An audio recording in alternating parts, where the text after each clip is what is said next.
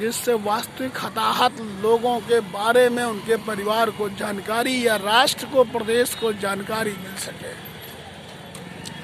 अभिमुक्तेश्वरानंद महाराज शंकराचार्य ने आरोप लगाया है कि हमको उस दिन उपवास नहीं करने दिया गया। हम अपने कुंभ में महाप्रयाण करने वालों के लिए हम एक दिन उपवास नहीं रख सकते थे, लेकिन हमको सूचना ही नहीं दी गई। मुख्यमंत्री ने कहा अफवाहों पर ध्यान न दें, कुछ लोग हताहत घायल हुए हैं, बाकी स्थिति नियंत्रण में है। अतः उन्होंने मुख्यमंत्री को झूठा करार दिया और उन्होंने उनका त्यागपत्र भी मांग लिया। प्रेमानंद महाराज ने भी शंकराचार्य अभिमुक्तेश्वरानंद महाराज का समर्थन किया, कहा वो शंकराचार्य हैं और वो झूठ नहीं बोलते हैं। प्रेमानंद महाराज के अभिमुक्तेश्वरानंद महाराज के समर्थन में आने की वजह से मुख्यमंत्री के हाथ पांव फूल रहे हैं और मुख्यमंत्री जी उसको साजिश बताने में लगे हुए हैं, जबकि उन्होंने महीनों से पूरे देश में, प्रदेश में होल्डिंग बोर्ड के मार्फत यह बताने का प्रयास किया था कि हमने 100 करोड़ हिंदुओं के आने के लिए यहाँ पूरी मुस्तैद व्यवस्था कर दिया है, कोई परिंदा भी यहाँ पर नहीं मार सकता है। लोगों ने इस बात के लिए भरोसा किया कि केंद्र में भाजपा की उनके द्वारा स्थापित सरकार है, प्रदेश में उनके द्वारा स्थापित सरकार है।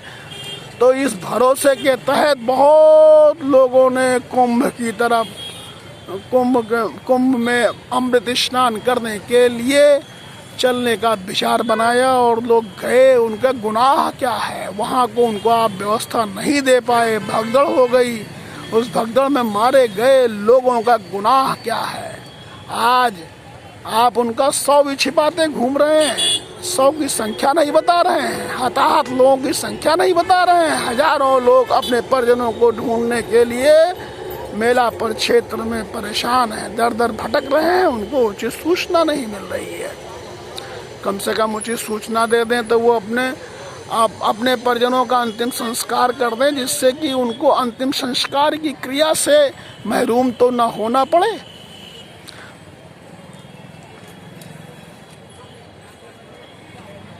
रात्रि में 11 बजे 28 तारीख के वहाँ के इलाहाबाद के कमिश्नर का जाना हुआ और उन्होंने लोगों से कहा जो सोवत है सो खोवत है, जो जागत है सो पावत है। जबकि शास्त्र के हिसाब से, सनातन धर्म के हिसाब से सूर्यास्त के बाद स्नान निषिद्ध माना जाता है।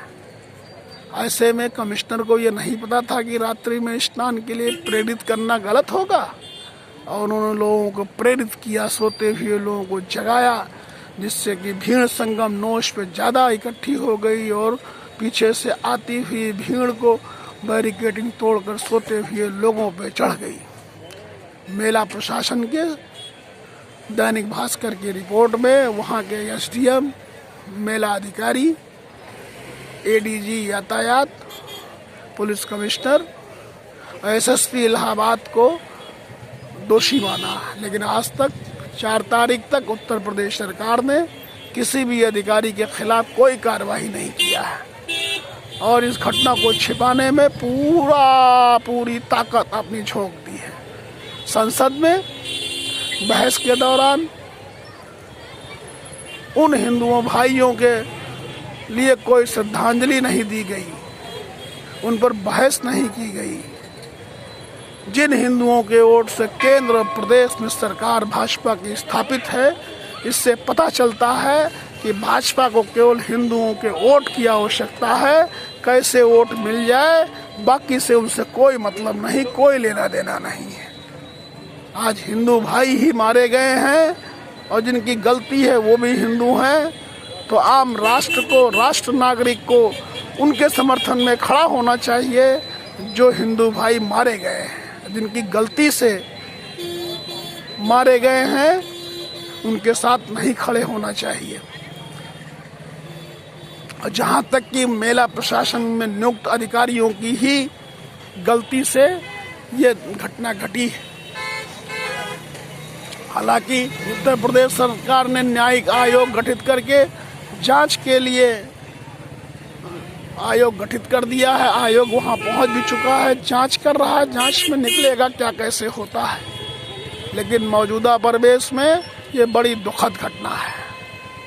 सुनने में भी आया था कि प्रधानमंत्री जी कुंभ स्नान करने नहीं आएंगे 5 तारीख को, लेकिन 2 दिन में ही सब कुछ उन्होंने मान लिया कि जनता इसको धीरे धीरे भूल जाएगी और 5 तारीख को वो चुनावी मैनेजमेंट दिल्ली का करने के लिए या मिल्कीपुर का उपचुनाव मैनेजमेंट करने के लिए, कल स्नान करने के लिए आने वाले हैं। और इस स्नान के मार्फत वो चुनावी मैनेजमेंट करने का प्रयास करेंगे। सारा मीडिया उन्हीं को दिखाएगा दिन भर जो है। ये है, कहाँ गई संवेदना हिंदुओं के प्रति, कहाँ गई संवेदना।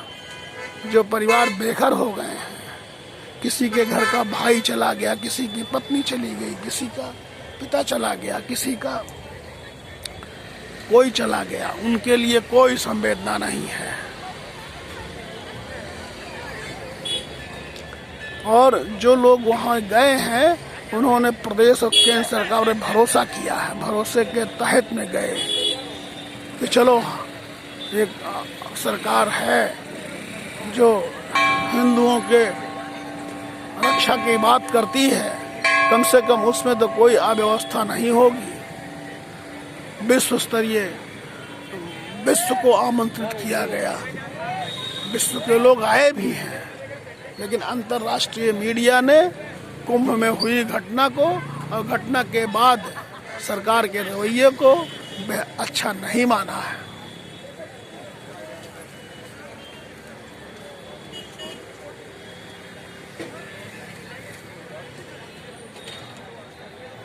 अतः उत्तर प्रदेश सरकार केंद्र सरकार को इस घटना के तहत में संज्ञान लेते हुए दोषी लोगों के खिलाफ कार्रवाई करके और उचित जितने भी लोग हताहत हुए हैं उनकी संख्या की सूची को उचित बताते हुए मुआवजा दे करके इसकी भरपाई करनी चाहिए। RNT news live.